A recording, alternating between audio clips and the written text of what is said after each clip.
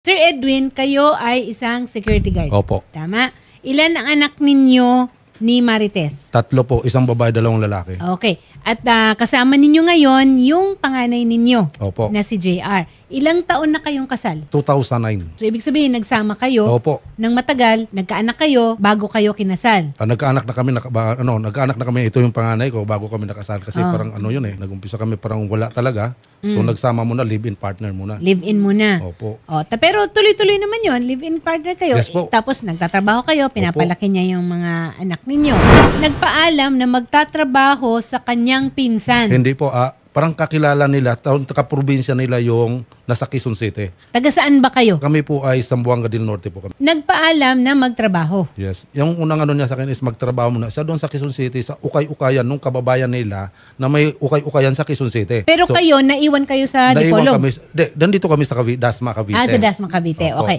Ngayon, magtatrabaho. Ngayon lang ba na nakasubok na magtrabaho si Marites? Opo, mula nung ito, lumaki na yung mga anak niya. Ngayon lang siya parang naging siya na magtrabaho daw Magtrabaho, muna. magkaroon ng sarili. Siya magkakaroon ng... Pero binibigyan naman namin pag may sahod. Nakasahod tong anak ko. Binibigyan din niya. At saka siya yung nagbabudget ng aming pambayad ng bahay, Okay. tubig, at saka May ilaw. away ba kayo nitong huli? Baka naman hindi pagkakaintindihan. Hindi pagkakaunawaan namin.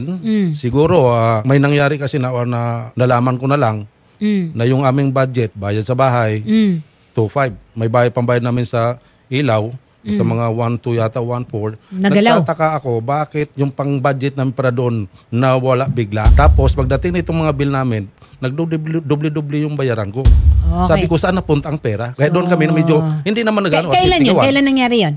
Siguro mga June yata. Mga June. Opo. So, doon kasi na siya. umalis yan sa akin is June 16. June 16. Pagkatapos na magbakasyon galing sa probinsya Ikaw ba, nila. JR, meron ka bang napansin na hindi pagkakaintindihan o medyo pagtatampuhan ng mga magulang mo? Yeah, yes po. Meron. Okay. Magandang hapon sa'yo, Marites. Kumusta ka? Po. Kumusta ang lagay mo at ng anak ninyo, yung bunso ninyo? Nasa'yo? Opo. Okay. Marites, nandito ang asawa mo na si Edwin at ang panganay ninyong anak na si JR kasi nagtataka sila kung ano ba talaga ang sitwasyon at ang kalagayan mo. Gusto nila na umuwi ka sa kanila dito sa Cavite. Ano ba ang masasabi mo? May hindi ba pagkakaintindihan sa inyo ni Edwin? Nananakit po kasi siya. Matagal na po kasi siyang ganyan. Paulit-ulit na lang po.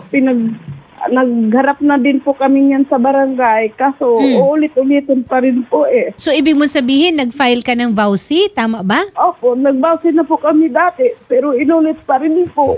Okay. So, kailan ang huli na sabihin na natin na hindi magandang nangyari sa inyo at ikaw ay sinaktan? Yun ba ang dahilan kung bakit ka umalis?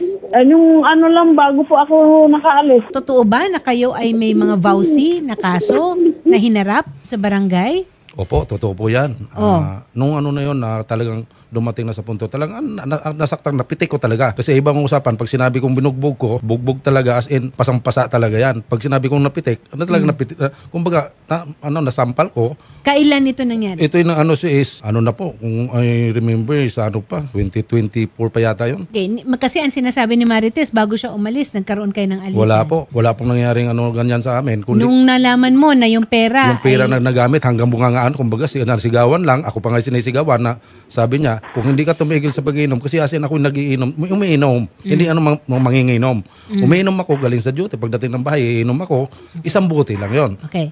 Pag naman sa yung minsan nakayayaan yung mga kasamahan sa trabaho, siguro sa is twice a month, pwede na yun. Pwede yung every single day na lang, doon na lang ako Pero nakaharap. ito naman ang pangaral ko ha, Edwin. Walang pwedeng tanggapin na kadahilanan para saktan ang asawa Opo, o ang aminado babae. po ako niyan.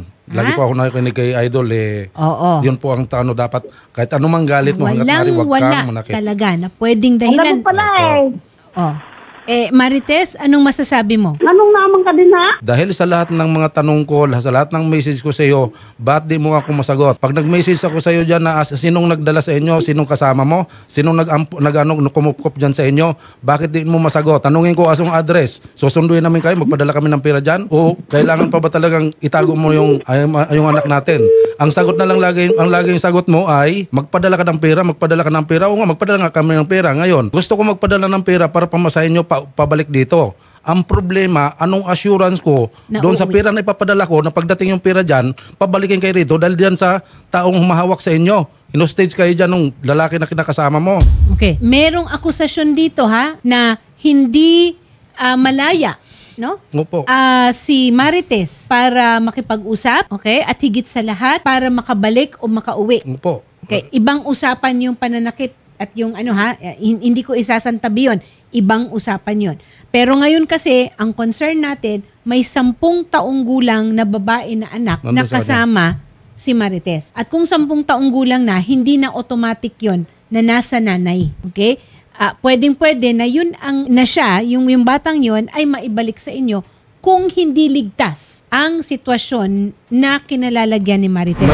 Nasaan kayo ngayon? Saan kayong lugar? Quezon City? Kahit yung area lang? Dito po ako sa school. So may trabaho ka? Wala na po. Dito po ako sa school. School? Wala pong pasok ngayon. Walang pasok ngayon sa Quezon Mayroon City. po. Nasaan ka? Dito po ako sa Maynila. Walang pasok ang buong NCR ngayon, ha? Suspended po ang mga Suspended ang klase. mga klase at saka government offices. Sino ang kasama mo sa mga picture sa Facebook My Day? Sino yung lalaking yun na nakaakbay sa'yo, Marites? Hindi nyo ba kilala ito, Tay? Hindi ko Edwin? po. Hindi ko kilala yan. JR? Hindi mo na mumukhaan ito? Nakita na lang namin dyan sa Facebook na yan. Okay. Sino ito? Marites, may mga picture ka sa Facebook. Mukhang napipi na si Marites. Handa ka ba natanggapin si Marites? Handa po. Handa ka na magbigay ng pera, padalhan siya ng pera, basta mauwi kay siya at ang anak ninyo. Opo. Marites, sasabihin ko lang na yung pagkuha mo ng anak na walang pahintulot at ayaw mong ibalik, makakasama sa'yo yan. Ayoko nang isipin ko anong mga criminal acts na pwedeng ihabol sa'yo yan. Kasama na siguro abduction. Kahit nanay ka, okay? Kahit nanay ka, kung nalalagay sa maalanganin at hindi maganda na sitwasyon o kalagayan ng anak nyo, may responsibilidad ka dyan. May nakikita pa nga ako sa picture Nandiyan nakita nyo yun. Siya, nakahiga siya, na nakataas yung damit, namin na yung nakalapat na kutsilyo sa tiyan. Anong ibig sabihin nun? May nakalapat na kutsilyo sa tiyan ni Marites? Nakapatong sa tiyan niya na kutsilyo. Anong ibig sabihin nun, ganun, attorney? May yung lugar na tinirhan nila, medyo hindi kaganda, talagang as in, yung lugar na wasak-wasak yung tapos yung nalaman ko yung bata, kinakagat yata ng mga insekto. Hindi ko maano kung surot. Tinignan ko yung anong lugar hindi maganda. Yung nakita sa video. Nagka-video call na kami niyan. Kaso, yung video call, ako ang nakikita nila, pero sa kanila is hindi mo madilim. nakikita. So, Tay, ganito, doon na lang natin muna kunin sa anggulo na gusto mong kunin ng anak mo. Opo, gusto ko ma-rescue na po yan. Oo. Marites, nasa linya pa ba? Parang merong parang may nagsasalita Opo. sa... Ayun nga po yung sinasabi, attorney ni Sir Edwin kanina, laging- na kada tawag po nila, parang may lalaki sa likuran, silang naririnig na nag-i-instruct ng Dinidiktahan. sasabihin sa kanila. Lahat ng sasabihin, dinidikta. Aba, i-report na natin ito sa pulis. Gusto ko nga ngayon na Oo. Dampot mo na yan Okay, sa pulis na muna natin. Marites, kung hindi ka ligtas, okay, naiintindihan namin. Pero gagawa na lang ng hakbang ang Wanted sa radyo para matuntun ang kinaroroonan mo. Ang una nating concern dito is ang bata. Yung bata ko. Pwede na nating ilapit ito sa kapulisan kasi Women and Children's Protection Desk doon sa 10 years old. Yung doon sa hanggat anak mari. ninyo. Ayoko nga, iniisip ko hanggat mari. Bago ako makabalik ng DASMA. May sama ko ng bagina ko. Kasi pwede naman po natin na... Ngayon pa lang, parisyo na dapat sila doon sa lugar na yon.